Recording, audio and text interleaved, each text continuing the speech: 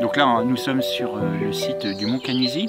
Il est propriété quasi intégrale du Conservatoire du Littoral, donc on est sur un espace de 25 hectares et il est géré par le service des milieux naturels du département du Calvados. On arrive à préserver le site d'une manière constructive et ce qui fait qu'on le rend d'autant plus agréable pour la visite et c'est un outil de communication très fort localement pour faire percevoir la nécessité de préserver la biodiversité. La mission première, c'est de préserver les espèces qui y vivent.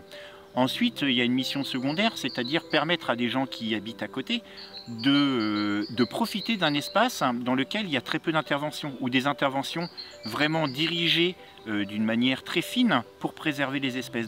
On ne protège pas le site pour les orchidées, on protège le site pour plein d'autres espèces, les chauves-souris, les reptiles, les plantes, les oiseaux. Et voilà, peut-être qu'il y a des espèces d'insectes aussi qui sont très intéressantes. Malgré tout, il faut maîtriser un petit peu toutes ces espèces et c'est ça qui est difficile. En fait, cette imbrication, cette mosaïque d'habitat, c'est ce qui crée cette diversité. Si on avait qu'un milieu ouvert, complètement dégagé, certes, on aurait des milliers d'orchidées, mais on n'aurait pas un site favorable à l'accueil de centaines de papillons pendant des phases migratoires ou favorable à la reproduction des oiseaux. Ça, c'est une ophrys, l'ophrys araignée. C'est la plus précoce, c'est celle qui va fleurir fin avril, début mai. Donc là, ça, c'est la seule espèce présente sur le site. Sur les 12 espèces, c'est la seule qui soit protégée. Et donc ça, c'est l'orchis grenouille.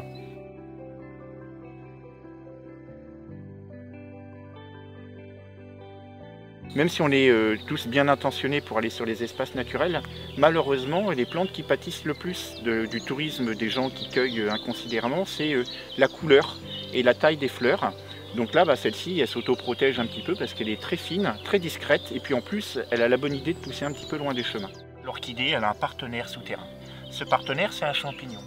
Et en fait, si elle pousse ici, c'est uniquement parce que cette espèce de champignon, qui est unique, vit juste sous elle.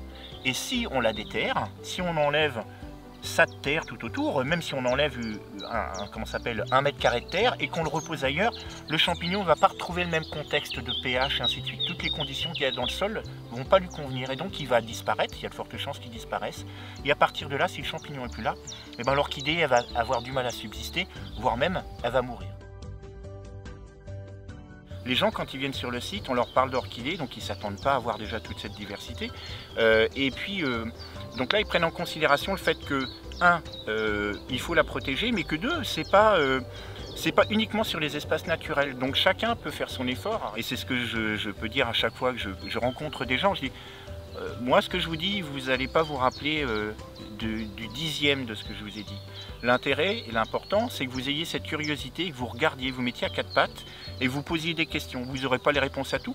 Et puis peut-être que la réponse, vous l'aurez jamais, ou dans 2, 3, 4 ans, au détour d'une conversation, ou parce que vous allez observer quelque chose. Et c'est ça, en fait, il faut être curieux, attentif. Et puis, comme on a vu tout à l'heure, évidemment, quand on rentre dans des zones comme ça, j'invite pas tout le monde à y aller parce qu'autrement tout va être écrasé, mais c'est d'être vigilant. On est sur un espace naturel, c'est un bien collectif qui est fragile, et donc, il faut essayer de le respecter et de se dire, c'est pas parce qu'il y a des jolies fleurs que je vais les ramasser, parce qu'une fois qu'on les a ramassées, en fait, il n'en reste plus pour les autres. En fait, c'est un patrimoine, et c'est le patrimoine de tous. Ce que j'aime, c'est quand les gens y viennent sur des animations où je peux discuter avec eux, j'éveille cette curiosité et puis quand je m'en vais, si je tourne la tête et que je vois qu'ils sont à quatre pattes en train de regarder, de fouiller, de chercher un truc, voilà, c'est bon. En fait, c'est cette curiosité et de voir que la magie, déjà, elle est juste à ses pieds. Donc il faut essayer de s'abaisser, de se mettre au niveau de la nature et après on pourra la voir. Vu de haut, on ne voit pas grand-chose. Si on perd la biodiversité, on se perd. En fait, l'homme, il fait partie de l'écosystème. Alors évidemment, il a changé son statut. Avant, ça pouvait être une proie, il y avait des prédateurs, il était mangé. Maintenant, c'est un petit peu lui le prédateur, il domine tout.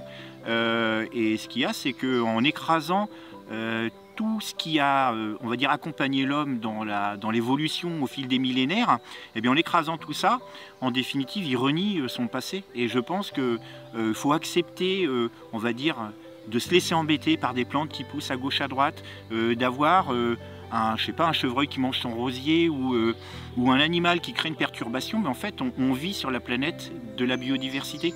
Donc il faut accepter tout ça, c'est des contraintes, mais en fait c'en est pas. On est juste en contact avec les choses qui nous ont accompagnés pendant des milliers d'années pour faire ce qu'on est, l'homme. Donc si on écrase tout ça, ben, à mon avis, on renie son passé et c'est pas du tout bon pour l'avenir.